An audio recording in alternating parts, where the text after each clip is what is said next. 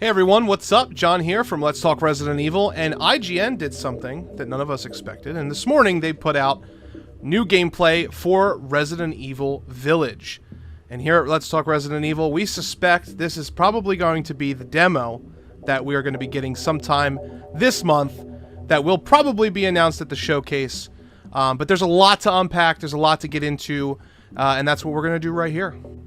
One of the coolest new things that we got to see is what looks to be an entrance into the dungeon, but as you descend down into the dungeon, you'll notice that it's a flooded wine cellar.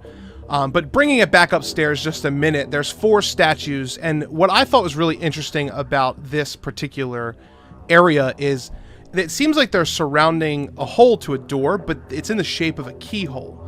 I wonder if you have to get 4 keys in order to unlock that. That's something that we're going to be keeping a close eye on.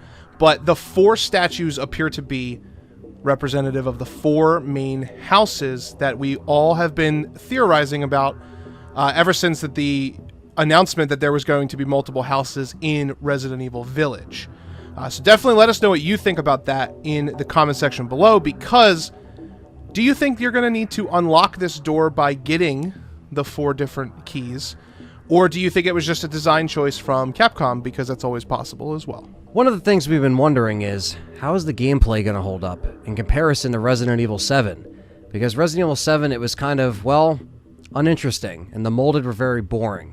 So, with these new enemy types, they see Ethan in a bloody, with wine all over the place, and what we see from these ghouls, I'm going to call them ghouls, is them being able to attack, which is something we didn't get in the Resident Evil 7, besides, you know, the molded, lazily hitting you, whatever, okay? This combat seems a lot more faster paced, and you can also parry and dodge enemies as they try to melee you with their swords. So they did have a little bit of a different vibe than the molded already. And of course, we've seen some of the different enemy types in the couple trailers that we've gotten in the past. But this is the first time we've been seeing a hands-on gameplay demo, if you want to call it a demo, because that's what it seems to be, of just the combat. And I think that having more weapons and having more to your arsenal, which is what the merchant is going to introduce, the Duke, he's going to give you more of a variety of ways to attack these enemies. So this is only the beginning, but of course we see a knife, we see a handgun, we see the shotgun as well, and that's all used here. And of course shooting enemies in the head works just as good as it always did before. And the big thing here is that Ethan is not just an average guy at this point, just walking into a situation. This seems to be, you know, an Ethan that has experience now. Obviously, we know that he went through the events in the last game, but now it seems like he's able to handle a little bit more, which is probably why they're introducing so much more weapons and different mechanics for the combat. That is something that we're fans of here, because it's something that is establishing the character that didn't really have much character in Resident Evil 7. So the big thing here with this basement fight is it looks great. Of course, we didn't really get any kind of combat in the last demo, so this demo, once we actually play it, if it's something like this, we'll be able to actually get a feel for how it plays in the controller. And the big thing here is, notice the difference, notice the pacing and the music cues. That's the big difference that we see here just in this fight alone. As we have already known, Currency and the Merchant are returning in Resident Evil Village.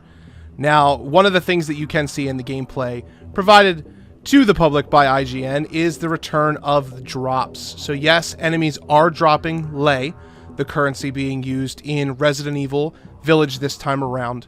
And it does seem like you can indicate when an enemy is dead if they drop lei. So it's not like a Resident Evil 2 remake scenario where you're still shooting enemies and you don't know if they're dead or not. One of the biggest criticisms of Resident Evil 2 was it was really hard to find out if something was actually dead. And we've always had death indications all the way back since the original on PlayStation, where they would get the pool of blood. This time around, it looks like lei and other item drops might be a good indication of when enemies will die.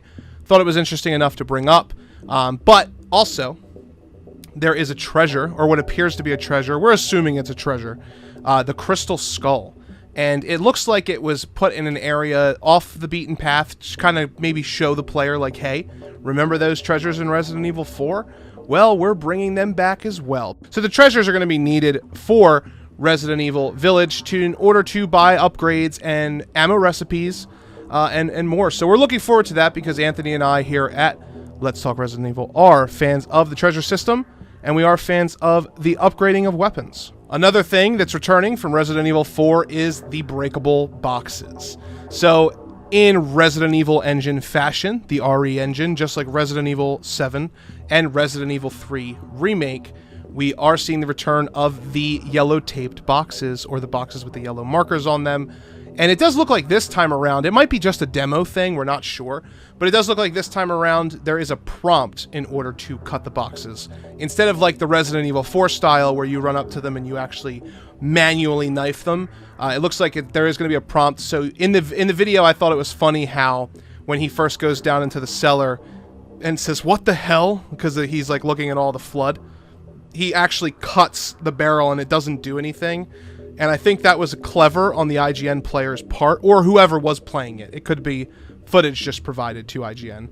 But I think it was clever on their part to kind of hit that barrel, because it shows that, hey, the ones that you can break, you'll know that they're breakable. We saw the combat, but now we also saw that there is a photo mode that is a new feature in Resident Evil Village, something that wasn't even in 7 or 2 and 3, the remakes. So a lot of AAA games and stuff like Last of Us, Uncharted, a lot of Naughty Dog games, even God of War. There's a lot of games that feature some kind of photo mode. So this is just a feature that you're going to see more and more throughout, you know, the 4K era of gaming, where people really want to be able to have the choice to capture these visuals that look incredible. Obviously, this is on a PS4 Pro, so that's what this demo is on. But when you're able to take these on a PS5, a new Xbox console, like, it's going to look a lot better. So something like this is a great feature because people like us that are content creators, we can get different shots and we can set things up a certain way. A really cool feature. It's very, you can miss it. It's very fast. Like it just goes by the screen, but you can see that they do offer an option for you to pause and you can actually take photos, which is a really cool feature. Especially with how the RE engine has evolved, it's only going to get better as far as the visuals. And the last part of the demo showcases Ethan escaping the dungeon section, and he goes across a broken bridge, and we see the tall lady walk through the window, which we saw the last couple trailers, where Ethan's looking through the window on the phone call conversation with Mother Miranda, and she walks into frame and takes a drag of a cigarette, looking very stressed, because it's very clear that Ethan has caused the burden up until this point. And the big thing here is the shift in the cutscenes here, where it is all in-game, so it doesn't actually show a cinematic. It goes from the gameplay right into this little cinematic where it's like it's just right through the phone call conversation that we saw before, but we actually see the full length of this conversation, so from beginning to end. And the big thing here is when she's talking to Mother Miranda, she's obviously talking about the ceremony, and that's what's important to Mother Miranda. We know that it has something to do with Ethan, whether it's himself or the baby.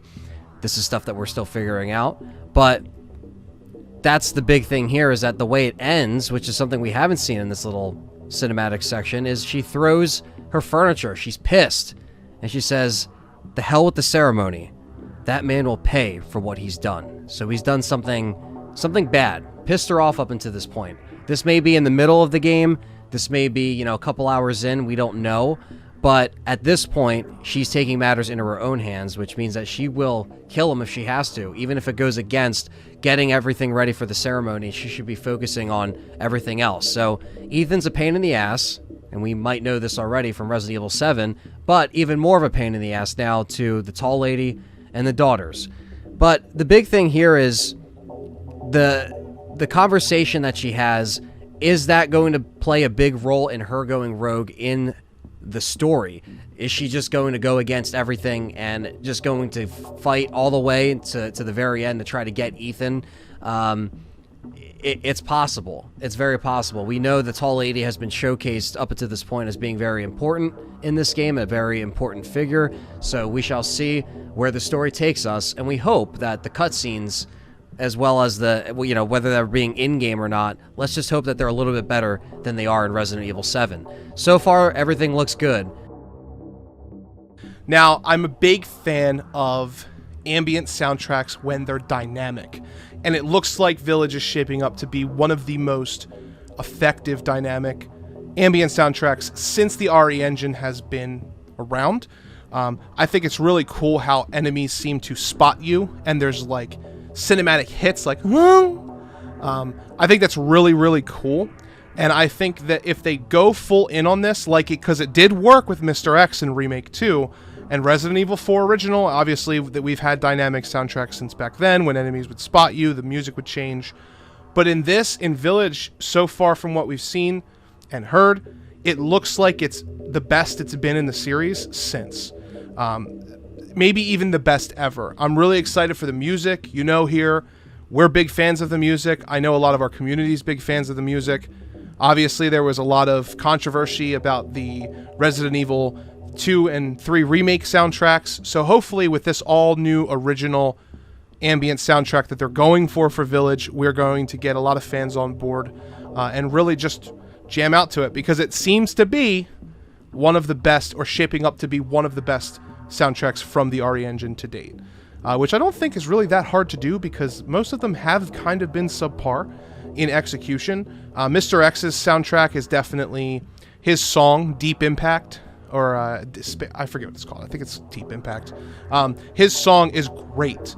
And when he notices you and he's walking and he's stomping towards you, I'm really hoping that they carry over that for Alcina Dimitrescu, because it would be phenomenal. And unlike the demo that we did get that was PS5 exclusive, I hope that the sisters also have a more impactful song like Mr. X, because that works, and I really think they should run with it. But that's all we have for you today. Hopefully you maybe have caught some stuff that we didn't. Let us know in the comments section below. And as always, thank you so much for your support, and keep on watching, and we will be there for the showcase. We're very excited. Peace out.